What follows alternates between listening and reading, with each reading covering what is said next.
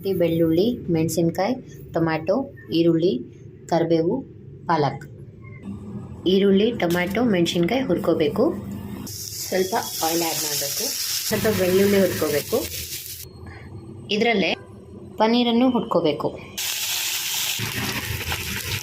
ಪಾಲಕ್ ಸೊಪ್ಪು ಕಟ್ ಮಾಡಿ ಚೆನ್ನಾಗಿ ತೊಳೀರಿ. ತೊಳೆದು ನೀರು ಚೇಂಜ್ ಮಾಡಿ ಬಾಯ್ಲ್ ಮಾಡಿ. ಕಲರ್ ಚೇಂಜ್ ಆದರೆ ತೆಗ್ದುಬಿಡಿ. ಆಗಲೇ ಹುರಿದಿದ್ದ ಜೊತೆಗೆ ಸ್ವಲ್ಪ ಶುಂಠಿ ಹಾಕ್ಕೊಳ್ಳಿ. ಇಷ್ಟು ಸಣ್ಣ ಆಗಬೇಕು.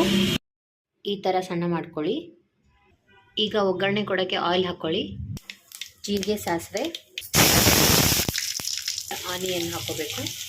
Red chilli powder, garam masala powder, ಅರಿಶಿಣ, ಸ್ವಲ್ಪ ಇಂಗು, ಆಮೇಲೆ ರುಬ್ಬಿರೋ ಪಾಲಕ್ ಹಸಿ ವಾಸನೆ ಹೋಗೋವರೆಗೂ ಬಾಯ್ಲ್ ಮಾಡಿ. ಆಮೇಲೆ ರುಬ್ಬಿಟ್ಟಿರೋ ಮಸಾಲ ಆ್ಯಡ್ ಮಾಡಿ, ಉಪ್ಪು ಆ್ಯಡ್ ಮಾಡಿ. ಪನ್ನೀರನ್ನ ಇಷ್ಟು ಕಟ್ ಮಾಡಿ ಇಟ್ಕೊಳ್ಳಿ. ಇದಿಷ್ಟು ಬಾಯ್ಲ್ ಆಗಬೇಕಾದ್ರೆ ಕಟ್ ಮಾಡಿಟ್ಟಿರೋ ಪನ್ನೀರನ್ನ ಆ್ಯಡ್ ಮಾಡಿ. ಒಂದು 5 ನಿಮಿಷ ಬಾಯ್ಲ್ ಮಾಡಿ. ಈಗ ಪನ್ನೀರ್ ರೆಡಿಯಾಗಿದೆ. ಆಫ್ ಮಾಡಿಬಿಡಿ.